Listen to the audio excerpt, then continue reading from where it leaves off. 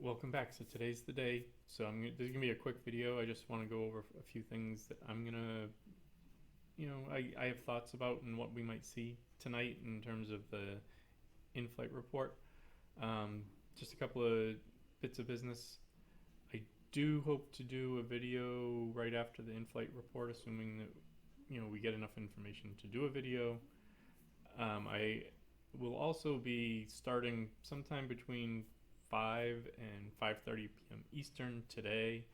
Um, we're gonna live stream a Legion game between me and one of my friends. We're gonna play up until the in-flight report, and then we're gonna watch that. I won't be streaming during the in-flight report.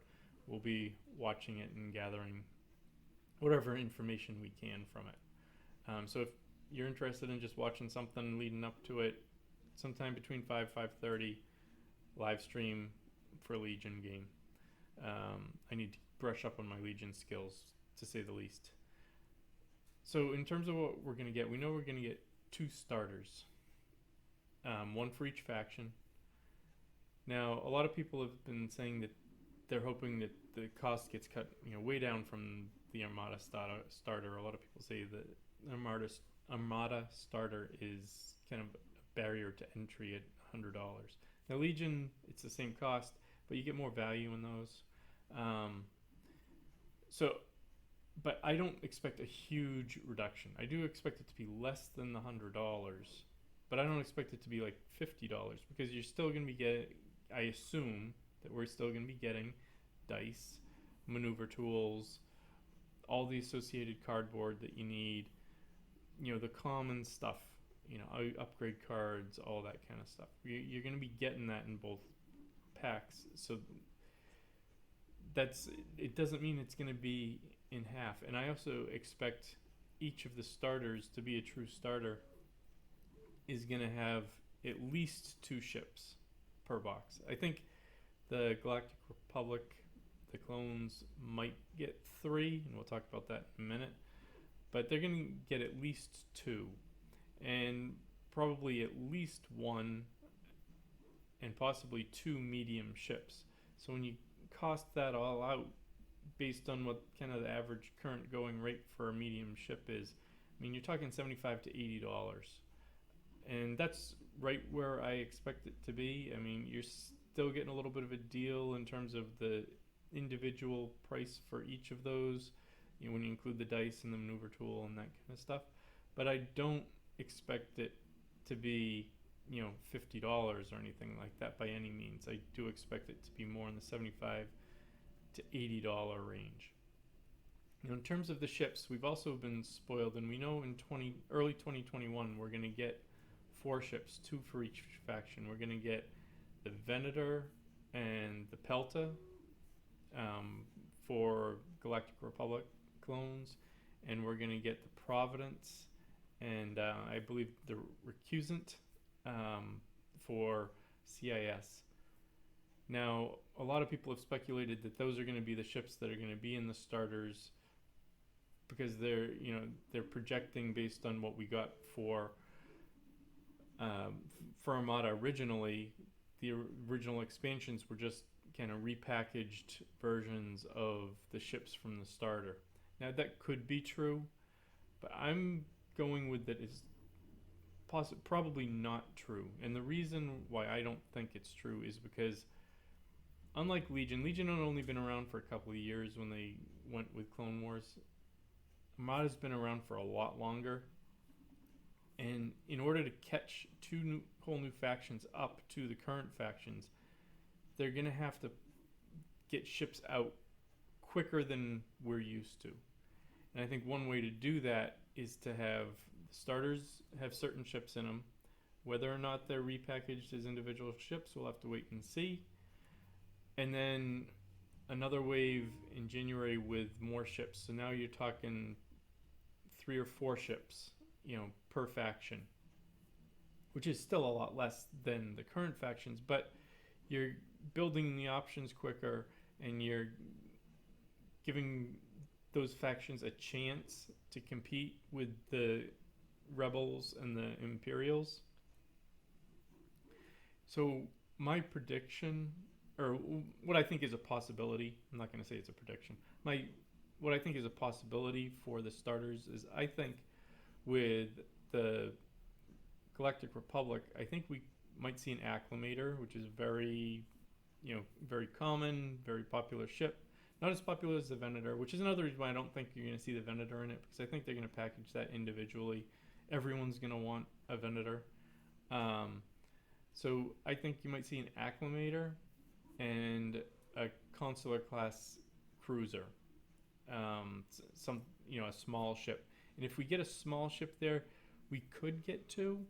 It's hard for me to say, but we could get two of the Consular class cruisers, so you're getting 3 ships overall, a medium and 2 smalls. And then I think we might, but I'm not 100% convinced of this, we might get like 2 squadrons in each starter pack, 2 to 3. It could be an ARC 170, could be something else. I really don't have a great guess on what the squad could be, but I just see them including, just enough to get a taste of squads, because we're also getting the squadron packs as well. And then for the CIS starter, I'm going to say that we're going to get 2 of the same ship, 2 Munificents. Sorry if I'm pronouncing it wrong. I think we might get 2 of them. It's probably the most common ship for the CIS, and you're going to see a lot of them. And I also think that there might be a game mechanic where because they're droid ships, they can talk to each other and stuff. So there might be a mechanic that they can mix in there by having multiple of the same. And then again, a couple of squadrons as well. Maybe up to 3 or 4 squadrons if they're doing Vulture droids or something like that. We might get a couple more squadrons with the CIS than we do the Galactic Republic. So that's what I think we might see tonight in terms of the starter packs. We know we're getting squadrons. I expect those to be similar to this current squadron packs. You're going to get 4 different squadrons. We can make guesses on what those are, but 4 different squadrons, 2 of each.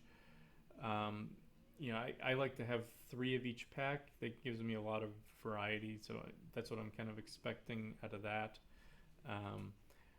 I talked about the dials before. We have no idea what's going on there. And then we have the other 4 expansions that we just talked about. I'm hoping we get a lot of information tonight. We might not get as much until Friday when we get the rules. We might get more detailed information when we get the rules. I do expect there to be new rules, but I don't expect a lot of changes to current rules, but I do expect some new rules that are going to affect the new factions. We already know there's a clone only designation for certain things. So whatever that means, if certain ships are designated clones, if commanders are designated clones, however they get designated, there's going to be some sort of designation which isn't specific to a certain ship. It's specific to something else, maybe a title, maybe one version of a ship will be clone only. Now, because of that, I'm going to project or surmise that we're going to also see some sort of droid only restriction as well, that will work very similar to the clone only designation, just for the CIS. I don't expect to get any news about the current factions, Rebels and Imperials. I think we're going to get a complete break on new expansions for Rebels and the Empire, and I'm going to guess for at least a year. And that goes back to, it's going to take a while to ramp up these new factions, to get them up to the point where we have our current factions. And I think that that's more important right now. I also think that these new starters, they're going to bring in a lot of new players. A lot of new players are going to come into Armada with this.